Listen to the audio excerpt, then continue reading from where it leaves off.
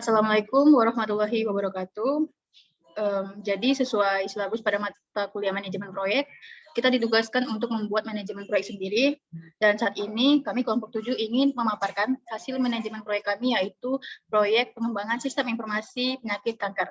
Next. Nah, sebelum saya lanjutkan untuk pemaparan selanjutnya, saya akan memperkenalkan tim kelompok 7 dulu. Yang pertama itu ada saya sendiri, Gita Ayu Zara, kemudian Said Hamzah Azami, dan yang terakhir ada Nur Aini Febrianti. Next. Oke, selanjutnya masuk ke masalah dan ide proyek. Berdasarkan data Organisasi Kesehatan Dunia atau WHO tahun 2018 itu jumlah pengidap penyakit kanker bertambah sekitar 18 juta kasus per tahunnya. Yang jadi masalah besarnya ini kepedulian dan pengetahuan masyarakat akan penyakit kanker itu juga sangat minim. Selain itu, setelah dicari tahu ternyata sudah ada nih sistem kanker, yaitu Cancer Information and Support Center atau CISC. Dan ternyata saat diteliti lebih dalam, sangat tidak efisien digunakan karena memiliki website dan database yang terbagi-bagi, juga belum memiliki fitur konsultasi, donasi, dan layanan pesan kamar untuk perawatan. Maka dari itu dibutuhkanlah sistem informasi dengan tambahan fitur yang lebih lengkap dan mencakup seluruh database, sehingga memberikan informasi yang lengkap, efektif, juga efisien. Next. Untuk tujuan proyeknya, di sini sistem dibuat sebagai pengembangan dari sistem yang sebelumnya, juga untuk memenuhi kebutuhan masyarakat pada informasi, pelayanan dan pengobatan, serta bantuan dana dukungan kanker, terkhusus membantu para pengguna dalam melakukan donasi, konsultasi dokter, dan memesan layanan kamar rumah sakit. Lalu kemudian ada penguatan teori.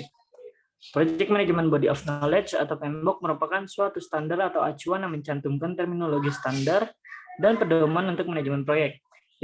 Diperkenalkan oleh Lembaga Project Management Institute atau PMI pada tahun 1983 di Amerika Serikat.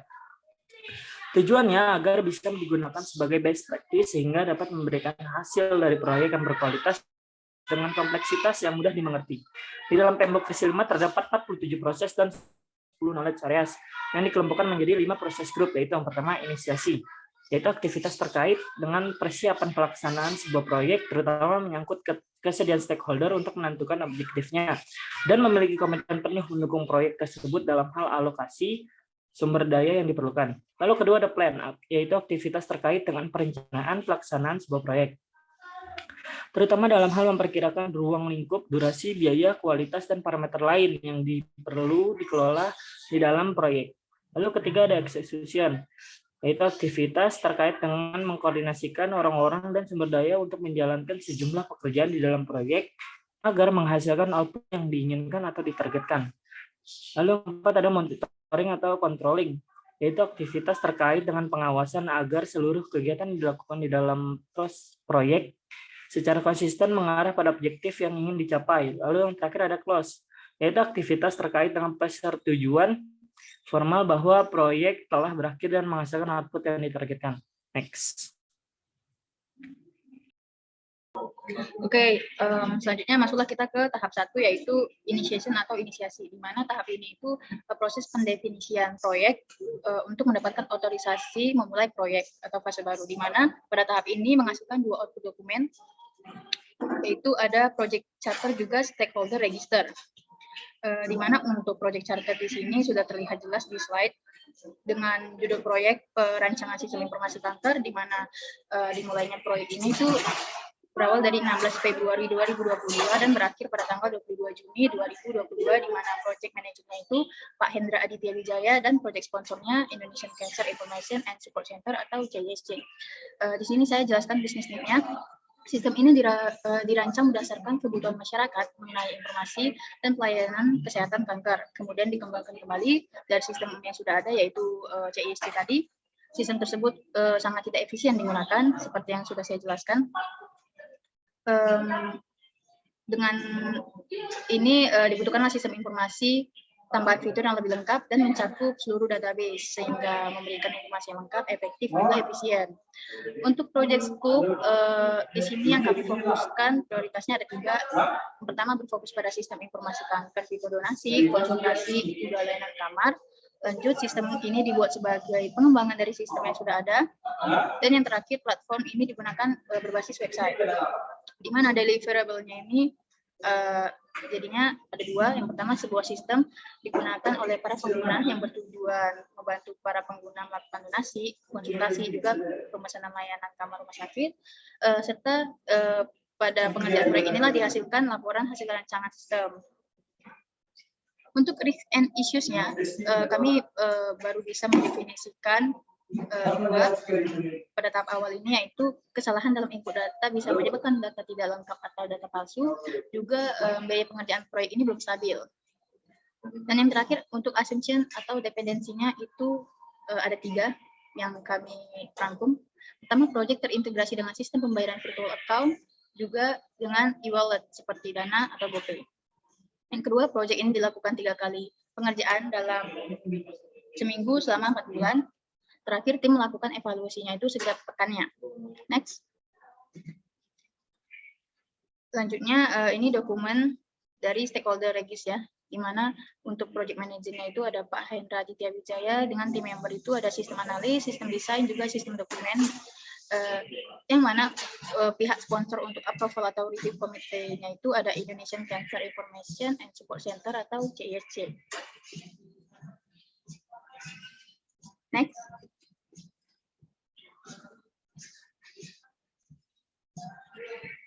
Baik, sesuai yang tertera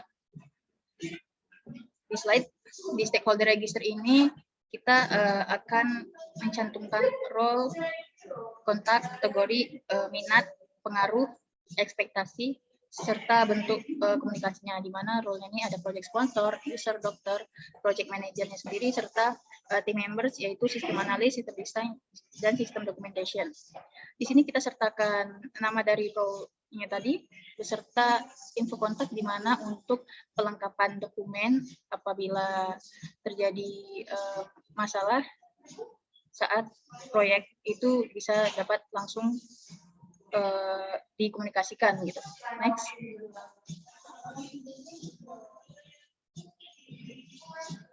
Ya, selanjutnya ini ada tahapan 2, yaitu plan scope management. Plan scope management ini ada dokumen requirement documentation, di mana sebelumnya sama juga dengan project charter. Lalu ada Cancer Bin ini diharapkan dapat digunakan untuk mendukung kepedulian dan pengetahuan masyarakat akan penyakit kanker oleh seluruh masyarakat, terlebih kepada pengidap kanker, juga membantu memberikan pelayanan medis untuk penyakit kanker. Nah, CISC ini memotivasi pembuatan sistem informasi. Lalu untuk bisnis value-nya di sini dari segi intangible, yaitu kepuasan pengguna Cancer Bin dapat meningkat karena mendapat segala informasi terkait kanker secara detail dan akurat. Lalu Citra Cancer Information dan Support Center ini semakin meningkat karena pengembangan sistem ini memanfaatkan teknologi. Dari segi tangible-nya, penghematan waktu, tenaga, dan biaya untuk para pengguna dan pengidap kanker dalam mencari informasi dan konsultasi terkait kanker. Lalu estimasinya naik 30% pengguna dari sistem sebelumnya. Untuk bisnis requirement-nya di sini ada fungsional dan non-fungsional. Untuk fungsionalnya sendiri, user di sini dapat memesan kamar, mengirim uang untuk berdonasi, berkonsultasi dengan dokter menggunakan virtual chat. Nah, untuk dokternya dapat mengunggah informasi seputar pola hidup sehat, informasi seputar kanker, dan melihat laporan konsultasi. Nah, untuk non-fungsionalnya di sini dari segi operasional, sistem dapat beroperasi di sistem operasi Windows atau iOS, lalu seluruh data di backup setiap 24 jam. Dari segi performance-nya, waktu maksimum untuk hasil query-nya 15 detik, dan sistem ini berbasis website. Dari segi security-nya, setiap member mendapatkan keamanan akun yang terjamin. Seluruh komunikasi antara client server harus di-enkripsi. Untuk dari segi usability-nya, website user-friendly. Lalu selanjutnya ada requirement traceability matrix. Di sini untuk requirement information-nya dalam kategori wajib, requirement-nya user mampu untuk memesan kamar dalam sistem, prioritasnya tinggi, kategori harus memiliki, yaitu user melakukan donasi, prioritasnya sedang, dan untuk kategori senang memiliki, requirement-nya user mampu melakukan konsultasi dalam sistem, prioritasnya kecil.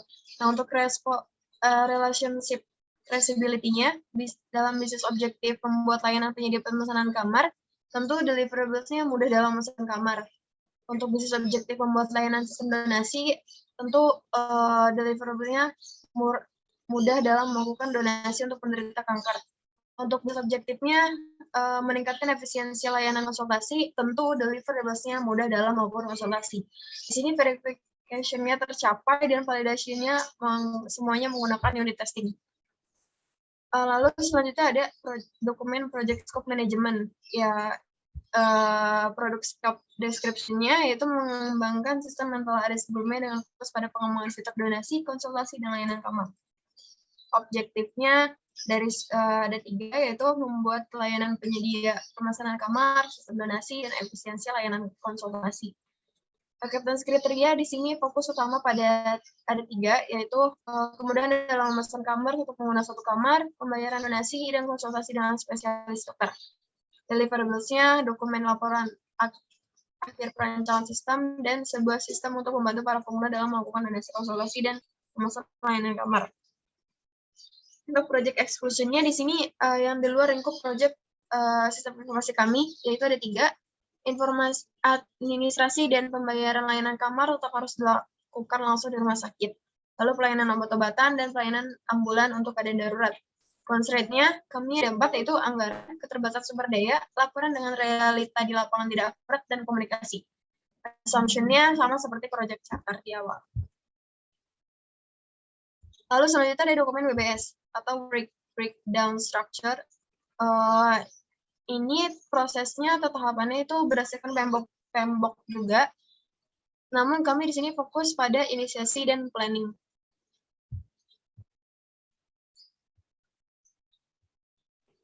Oke, kemudian ada plan schedule management atau rencana penjadwalan manajemen. Ini ada schedule baseline, yaitu penjadwalan proyek yang sudah disetujui oleh project sponsor. Yang pertama ada inisiasi. Pengerjaannya dimulai tanggal 21 Maret 2022, selesai tanggal 23 Maret 2022 dengan berhasil menginisiasi proyek yang ingin dikerjakan dengan membuat project charter dan stakeholder register. Lalu kemudian ada planning scope management. Pengerjaannya dimulai tanggal 31 Maret 2022, selesai tanggal 6 April 2022 dengan berhasil menganalisis dan memberi batasan terhadap pengelolaan pengembangan proyek dengan adanya requirement dokumen, requirement traceability matrix, lalu project scope statement, dan work breakdown struktur. Lalu ada planning schedule management. Pengerjaannya dimulai tanggal 14 April, selesai tanggal 20 April 2022 dengan berhasil mengelola peranan pada penjadwalan pengembangan proyek dengan menghasilkan output berupa project schedule dan schedule baseline. Lalu kemudian ada planning cost and quality baseline. Pengerjaannya dimulai tanggal 21 April 2022, selesai tanggal 27 April 2022 dengan berhasil merencanakan biaya untuk proyek, pengelolaan proyek, dan berkaitan dengan biaya dapat efektif dan menyelesaikan proyek tanpa ada deviasi. Next.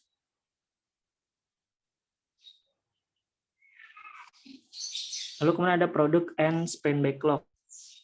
Pengerjaannya dimulai tanggal 19 Mei tanggal 2022, selesai tanggal 25 Mei 2022 dengan berhasil membuat susunan pekerjaan secara berurutan, mengevaluasi dan mengimplementasi ke sprint berikutnya. Lalu kemudian ada planning communication management. Pengerjaannya dimulai tanggal 26 Mei 2022, lalu selesai tanggal 1 Juni 2022 dan berhasil mengidentifikasi dan mendistribusikan informasi mengenai stakeholder, juga mengelola ekspektasi dari stakeholder melalui pendekatan komunikasi dengan menghasilkan output berupa schedule management plan. Lalu kemudian ada planning risk management. Pengerjaannya dimulai tanggal 20 Mei 2022, lalu selesai tanggal 2 Juni 2022 dengan berhasil menganalisis dan mengidentifikasi risiko selama pengerjaan proyek sehingga dapat merespon dan memantau risiko pada suatu proyek. Lalu kemudian ada desain. Pengerjaannya dimulai tanggal 2 Juni 2022, selesai tanggal 8 Juni 2022 dengan berhasil membuat use case, activity diagram, dan user story yang sesuai dengan kebutuhan bisnis. Lalu kemudian ada testing. Pengerjaannya dimulai tanggal 9 Juni 2022, selesai tanggal 22 Juni 2022 dengan berhasil menghasilkan dokumen akhir tanpa ada perbaikan lagi. Next. Lalu kemudian ada project schedule yang sifatnya berubah-ubah sesuai waktu aktual proyeknya.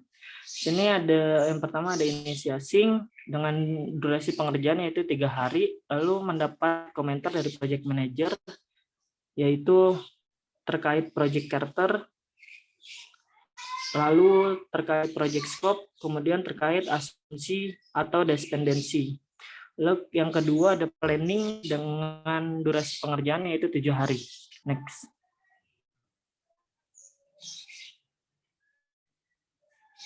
Kemudian ada executing dengan durasi pengerjaan 7 hari. Kemudian terakhir ada closing dengan durasi pengerjaan 7 hari. Next.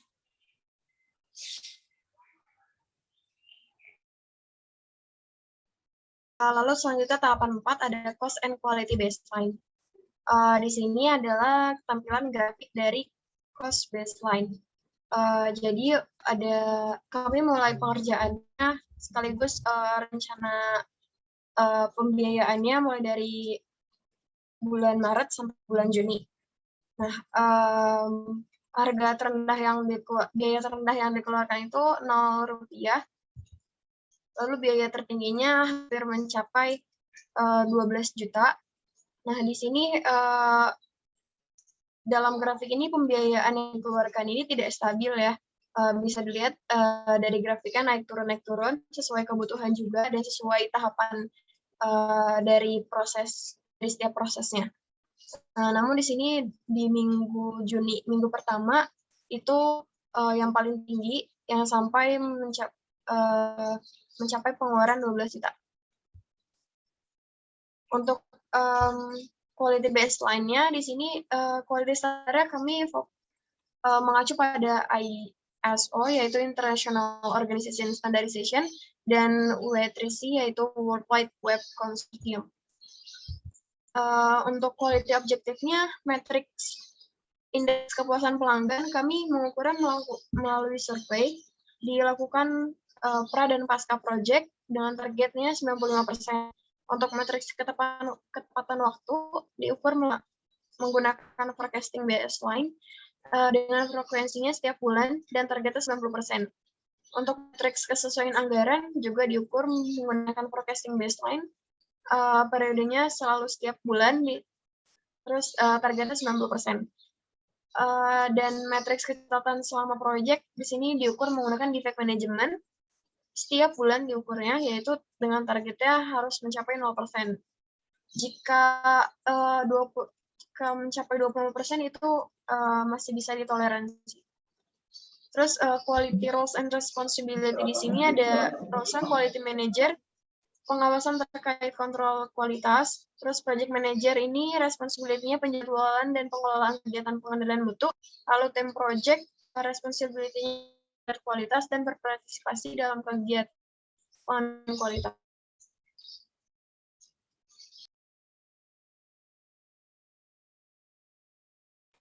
Lalu kemudian ada product and sprint backlog, yaitu periode waktu dan daftar pekerjaan yang harus diselesaikan. Di sini ada 3 aktor yaitu visitor, member, dan dokter. Yang pertama, visitor dapat membuat akun agar bisa menggunakan berbagai fitur dengan prioritas high, lalu kemudian sprintnya 1. Lalu yang kedua, visitor dapat masuk ke akun atau login agar bisa melihat berbagai informasi dengan prioritas high, lalu sprintnya 1. Lalu kemudian ada member dapat melihat daftar yayasan atau orang yang membutuhkan dana agar bisa mengetahui informasi fundraising dengan prioritas high, sprintnya 1. Lalu kemudian member dapat melakukan donasi agar bisa meringankan beban orang yang membutuhkan dana, prioritasnya high, lalu sprintnya 1. Lalu kemudian member dapat membagikan informasi donasi agar bisa promosi untuk mengajak orang lain berdonasi, prioritasnya low, sprintnya 2. Lalu kemudian member dapat memesan kamar agar bisa mendapatkan perawatan di rumah sakit, prioritasnya high, sprintnya 1. Next. Lalu kemudian member dapat melihat informasi rumah sakit agar bisa mengetahui ketersediaan kamar, prioritasnya high, sprintnya 1. Lalu kemudian member dapat melihat jadwal dokter secara real time agar bisa membuat jadwal konsultasi dengan prioritas high, lalu sprintnya 1. Lalu kemudian member dapat melihat fak, lalu agar bisa mengetahui informasi seputar penyakit dengan prioritas low, sprintnya 2. Kemudian member dapat melihat riwayat konsultasi agar bisa mengetahui runtutan konsultasi yang sudah berjalan dengan prioritas medium, sprintnya 2. Lalu kemudian member dapat menambahkan kontak dokter agar bisa mengajukan pertanyaan. Prioritasnya medium, kemudian sprintnya 2.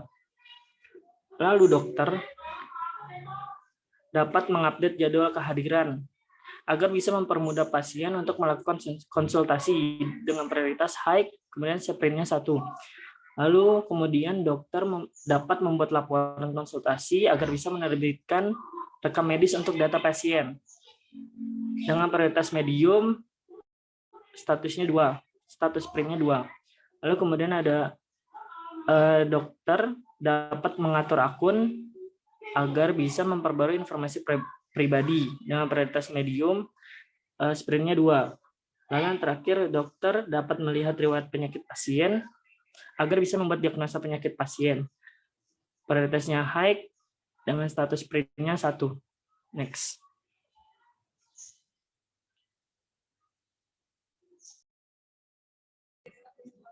Nah, dan yang terakhir kita masuk ke tahap 6, yaitu ada plan communication dan risk management, di mana di sini aktivitas komunikasi pada proyek, juga aktivitas pengadaan dan pengelolaan isu-isu risiko di proyek.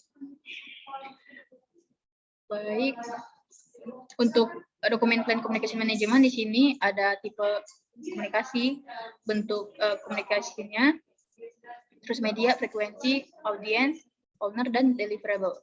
Di mana di sini ada 5 tipe komunikasi. Yang pertama inisiasi, project kick-off meeting, project meeting, project status meeting, dan project status report. Di mana di sini medianya rata-rata pertemuan tatap muka dan kecuali pada project status report, di mana di sini bisa melalui email. Dan sesuai deskripsinya, inisiasi itu pertama kali sebelum dimulai, terus project kick-off meeting itu dimulainya project, dan setelahnya itu ada harian, mingguan, dan yang terakhir status report itu bulanan. Untuk audiens ini rata-rata semua pemangku kepentingan proyek inti, kecuali pada bagian komunikasi project team meetings itu audiensnya tim proyek, project status meeting itu PMO atau project management office, dan yang terakhir di sini audiens dari project status report itu semua pemangku inti plus customer. Kenapa? Karena di sini bagian dari akhir dari proyek lah. Jadi si customer ikut turut serta dalam dalam komunikasi ini gitu. Dimana ownernya sendiri ini dari semua tipe komunikasi itu tanggung jawab oleh project manager, dengan semua deliverable-nya rata-rata notulen rapat atau agenda, kecuali pada project status report itu deliverable-nya laporan. Oke, next.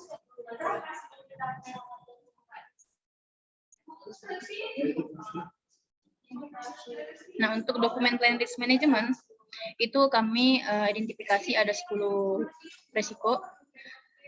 Yang pertama, estimasi waktu penyelesaian tidak sesuai harapan. Ini kemunculannya itu sedang, dampak tinggi terhadap proyek, penanggung jawabnya project manager, mitigasi atau solusi untuk penyelesaian risiko ini, perketat pengadaan controlling proyek status. Kedua itu tim pengembang SI yang terkendala karena sakit, kemunculannya rendah, dampaknya tinggi, ditanggung jawab oleh project manager. Mitigasinya, project manager selalu mengecek dan memastikan tim selalu fit secara berkala. Yang ketiga, biaya pengembangan yang terus fluktuatif atau berubah-ubah meningkat dan ya bisa menyebabkan tidak sesuai rencana awal. Kemunculannya tinggi, dampaknya tinggi, penanggung jawab juga project manager. Mitigasi di sini pengadaan biaya penanganan fluktuatif atau seperti pengadaan dana safety gitulah. Risiko keempat itu mengalami kehilangan data. Kemunculan tinggi, dampak tinggi, di sini ditanggung jawab oleh tim proyek sendiri, di mana penyelesaiannya itu melakukan backup berkala, baik pada perangkat penyimpanan ataupun sistem komputasi awan atau cloud. Kelima, itu sering adanya perubahan ataupun penambahan request dari pihak tertentu. Kemunculan rendah, dampaknya sedang, lagi-lagi penanggung jawabnya project manager, dan penyelesaiannya di sini pengadaan perjanjian lah pada dokumen inisiasi. Keenam, pihak pengembang belum familiar dengan proyek pengembangan pada fitur CancerBeat. Kemunculannya rendah, dampak tinggi, penanggung jawabnya itu web developer. Penyelesaiannya itu memastikan pemilihan tim yang berpengalaman dan berkualitas. Ketujuh, kegagalan pengembangan dari saat tahap testing. Kemunculan rendah, dampaknya sedang, penanggung jawabnya itu trainer atau testernya, dengan mitigasi melakukan pengecekan secara teliti sebelum masuk tahap testing. Kedelapan, pengembangan untuk keamanan sistem yang belum terlihat jelas, kemunculannya itu tinggi, dampaknya tinggi, penanggung jawabnya itu sistem analisnya, dan mitigasinya mencari tim keamanan sistem yang berkualitas. Lanjut yang ke-9, tim testing yang memiliki kendala jaringan internet yang kurang stabil. Kemunculannya rendah, dampak tinggi, penanggung jawab di sini trainer atau tester. Untuk mitigasinya memastikan penyediaan fasilitas internet yang baik. Serta yang terakhir itu ada resiko ketidaksesuaian cara kerja tim proyek dengan SOP manajerial, di mana kemunculannya itu sedang, dampak sedang ini maksudnya ya dampak terhadap proyeknya itu sedang, penanggung jawabnya project manager lagi, dan mitigasi untuk risiko ini memonitor dan membimbing tim setiap harinya. Oke, next.